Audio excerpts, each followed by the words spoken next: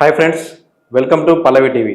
3 నెలల క్రితం ఫిబ్రవరిలో చిలుకూరి బాలాజీ ప్రధాన అర్చకులు రంగరాజన్పై వీరరాఘవరెడ్డి అనే వ్యక్తి దాడి చేయడం, వీరరాఘవరెడ్డి అరెస్ట్ కావడం, మళ్ళీ బెయిల్పై రిలీజ్ అయ్యాడు ఇటీవలే. వీరరాఘవరెడ్డిపై కూడా కొందరు వ్యక్తులు 4-5 రోజుల కిందటే దాడి చేశారు. అయితే రంగరాజన్ మనుషులే దాడి చేయించారని చెప్పి వీరరాఘవరెడ్డి ఆరోపిస్తున్నాడు. వీరరాఘవరెడ్డి ప్రధానంగా రంగరాజన్పై దాడికి వెళ్ళిన సమయంలో రంగరాజను చూడలేని పరిస్థితుల్లో చేయకూడని పనులు చేస్తూ కనిపిస్తున్నాడని చెప్పి వీరరాఘవరెడ్డి చెబుతున్నాడు. దానికి కౌంటర్గా రంగరాజన్, చిలుకూరు ప్రధాన అర్చకులు ఎవరైతే ఉన్నారో బాలాజీ ఆలయ ప్రధాన అర్చకులు రంగరాజన్ కూడా ప్రెస్ మీట్ పెట్టి చెప్పారు, నేను అలాంటి పనులు ఏమీ చేయలేదు, ఆధారాలు ఉంటే చూపాలని. వీటన్నిటి మధ్య ఒక వివాదం నడుస్తుంది. చిలుకూరు బాలాజీ ప్రధాన అర్చకులు రంగరాజన్, వీరరాఘవరెడ్డి మధ్య ఇవన్నీ చెప్పడానికి మనతో ఉన్నారు రాఘవేంద్ర సతీష్ కుమార్ శర్మ గారు. నమస్కారం గురుగారు. శుభాశీస్సులు. ఏంటండి ఇది మొత్తం వీరరాఘవరెడ్డి బెయిల్పై బయటకు వచ్చిన తర్వాత మళ్ళీ ఇదంతా ఏంటంటే అయిపోయింది ఇక రామరాజ్య స్థాపన అది ఇదని వచ్చి దాడికి పాల్పడి ఇప్పుడు భయంకరమైన ఆరోపణలు. ఏళ్లుగా చిలుకూరు బాలాజీ ఆలయ ప్రధాన అర్చకులుగా పనిచేస్తున్నటువంటి వ్యక్తి మీద చూడలేని పరిస్థితుల్లో చేయకూడని పనులు చేస్తూ కనిపించాడు, అందుకే మేము దాడి చేయాల్సి వచ్చిందని వీరరాఘవరెడ్డి ఆరోపిస్తున్నాడు.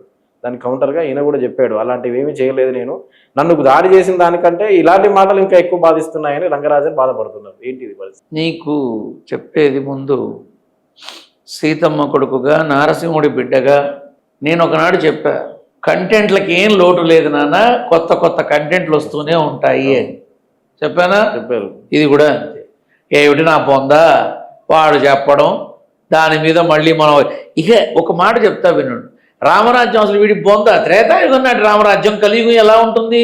రామరాజ్యంలో మనిషి అయితే వాడు అసలు అలా ప్రవర్తిస్తాడా వీరరాఘవరెడ్డి? సరే కాసేపు పక్కన పెడదాం. రంగరాజను అమ్మాయిలతో ఒకడితో నగ్నంగా ఉన్నాడు, ఒకడు ఇలా ఉన్నారు, ఒకడు అలా, నోరా వీపుకు చేటు తేకే అని ఒక సామెత ఉంది. ఇప్పుడు వీడు మాట్లాడిన మాటలకి రేపటి రోజున రంగరాజన్ని అభిమానించేవాళ్ళు, హైందవ ధర్మాన్ని అభిమానించేవాళ్ళు వీపు సాపు చేస్తే అనుకుందాం. ఇక్కడ విషయం ఏంటంటే నాన్న, మన కళ్ళు మనల్ని మోసం చేసే విధంగా మనం చూస్తాం, మన చెవులు మనల్ని మోసం చేసే విధంగా వింటాం. మనకి తెలియకుండానే మన చేత తప్పులు పొరపాట్లు జరిగేటటువంటి విధానంలో ఉన్నటువంటి కలియుగంలో బ్రతుకుతున్న సమాజంలో ఉన్నాం మనం, అవునా? ఇప్పుడు వీరరాఘవరెడ్డి మైక్ ముందు కూర్చొని నేను రంగరాజన్ అట్టా చూసా, రంగరాజన్ ఇట్టా చూశాను అన్నప్పుడు అదంతా నువ్వు ఎందుకు చూపించాలా బయటికి? ఇప్పుడు రంగరాజన్ కూడా అదే అడుగుతుంది. నేను అడుగుతా, రంగరాజన్ తీసి పక్కన పెట్టు, పాపం అమాయకుడు పిచ్చివాడు. నేను ఒకటే అడుగుతున్నా, నువ్వు చూసినప్పుడు నువ్వు ఎందుకు పట్టుకోవాలా? ఒకనొకనాడు నీకు గుర్తుందో లేదో, గజల్ శ్రీనివాస్ బయట పెట్టారుగా, అడ్రస్ ఉన్నాడా? అయిపోయిందా? నువ్వు అలా ఎందుకు చేయలేదు? నీ తప్పుని కప్పిపుచ్చుకోవడానికి నోరుంది కదా నువ్వు చెప్పి, ఇక చెప్పేవన్నీ నిజం అవుతాయా? చెప్పు, నిజం అవుతాయా? అవ్వవు. ఎవరు ఇది యాక్సెప్ట్ చేయలేరు. ఒకవేళ ఎస్ నువ్వు చెప్పింది నిజం, ఒక అమ్మాయితో నగ్నంగా ఉన్నాడు, ఒక అమ్మాయి అర్ధనగ్నంగా ఉంది, అక్కడ ఆ ప్యాకెట్లు దొరికాయి, ఈ సిగరెట్లు దొరికాయి, ఇదంతా కూడా నువ్వు చెప్పేదానికి ఖచ్చితమైన ఆధారం ఉంటే బయట పెట్టి మాట్లాడు. ధర్మబద్ధంగా ఎవరు ఏం చేయాలో చేస్తారు. నీకు జరిగిన దానికి నువ్వు ఏదో చేద్దాం అనుకుని ఈ రకంగా చేస్తే ఎంతవరకు సమంజసం? వీరరాఘవరెడ్డి కూడా బెయిల్పై బయటకు వచ్చిన తర్వాత మొయినాబాద్ పోలీస్ స్టేషన్లో సంతకం పెట్టడానికి వెళ్తున్నప్పుడు ఒక వర్గం అంటే గుంపు దాడి చేసింది ఆయనపై. ముద్దెట్టుకుంటారా? దాడి చేసిన ముద్దెట్టుకుంటారా? ఎవరైనా సరే కొట్టకుండా ముద్దెట్టుకుంటారా?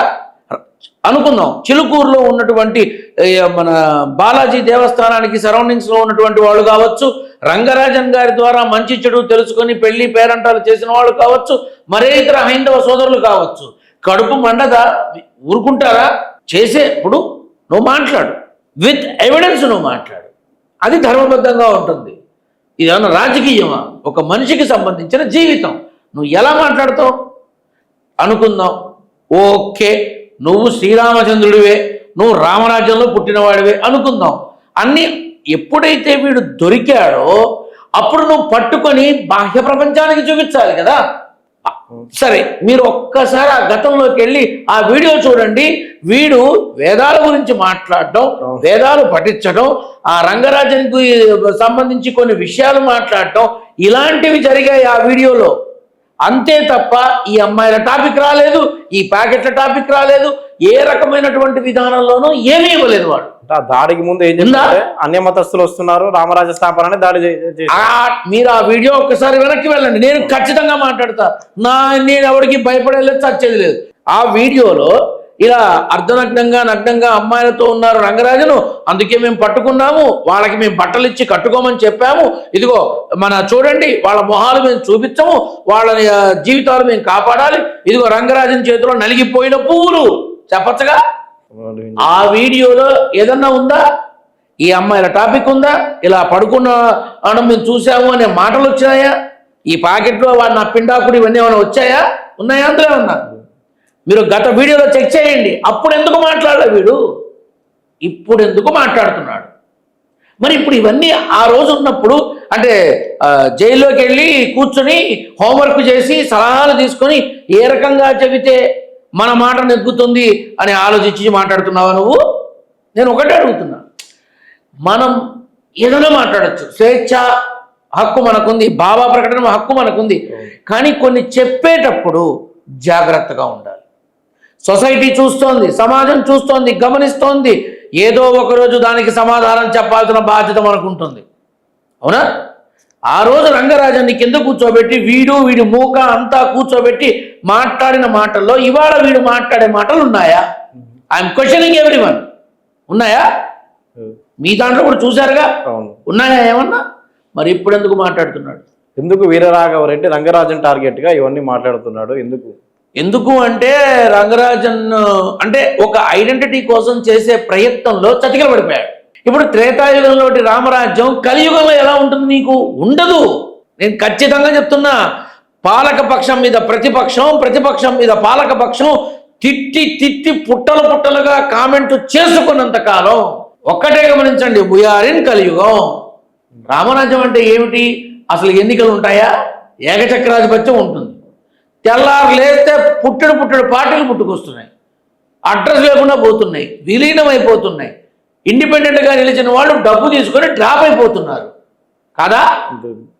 జరిగేది అదేగా, అందరికీ తెలిసిన విషయమే. నేను చెప్పి చచ్చేదేముంది? కాబట్టి నాన్న, మనం త్రేతాయుగం కాదు, మనం కలియుగంలో ఉన్నాం. కలియుగానికి తగ్గట్టుగా బతకాలి, అంతే.